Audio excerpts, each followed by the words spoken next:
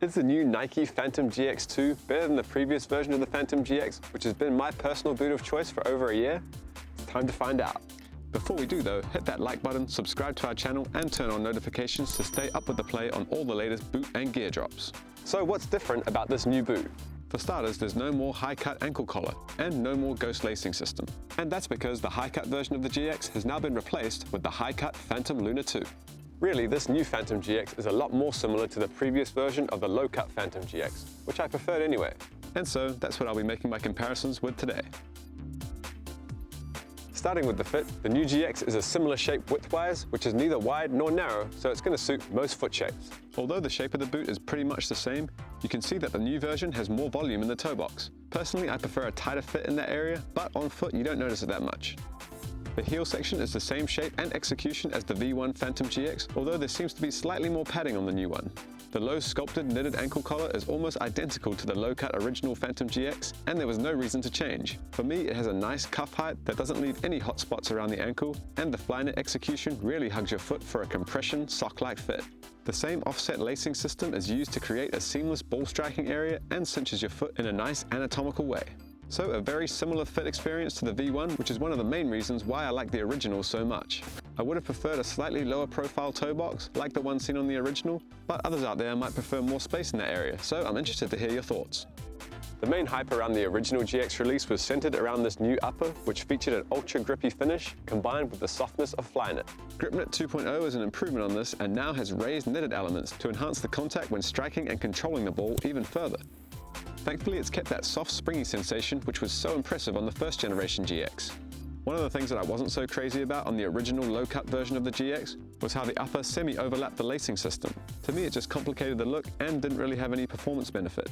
The upper is now a seamless one-piece knitted construction, which looks sleeker and gives a truer overall contact with the ball. So an overall improvement from version 1 in the touch category, with the additional grip elements and the more seamless fusion of the upper into the tongue section, making for a tidy evolution. On the underside of the boot, you'll see a completely different outsole, but you might recognize it from somewhere. This design moves the forefoot studs nearer to the front of the boot and gives a nice responsive toe off. This Cyclone 360 forefoot tooling was made to give great traction in all direction and reduces the risk of catching your foot in the ground when you're making those explosive directional changes. On foot, it feels like a very similar ride to version 1, but I like that this outsole is designed for injury prevention as well as high performance traction. For that reason, for me, the traction on the GX2 is an improvement on the original.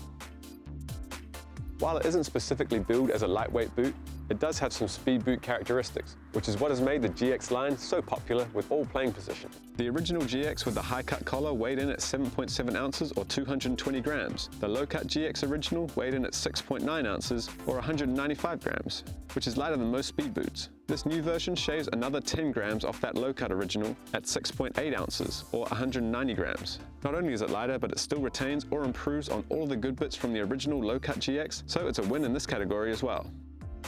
So now we know all about the tech and how they perform on foot, but of course for most of us, one of the most important things when buying a new pair of boots is the price. At $260, it's the same price as the original low-cut version of the GX was when it was first released and takes the place of the original high-collared version as the most premium boot in the Phantom silo. Yes, it's a lot of money for a football boot, but it's still less expensive than some of the competition, and I think for the refined technology and performance elements, it's a reasonable price for a truly elite level boot. Of course, if it's beyond your budget, you can always take a look at the Pro or Academy ranges of the Phantom line. So should you buy these? Apart from increasing the volume in the toe section, which I'm still not a huge fan of, the elite level of the Phantom GX2's updates are subtle but really well executed. It would have been easy to ruin what was a great first edition of the Phantom GX, but I'm happy to report that this is an improvement on what was, for me, an almost perfect boot. Let me know what you think of the new Phantom GX2s with a comment, like and subscribe if you enjoyed the review, and if you want to buy a pair of these boots, you can check them out now at SOCCER.COM. I'm Sam, and I'll see you next time.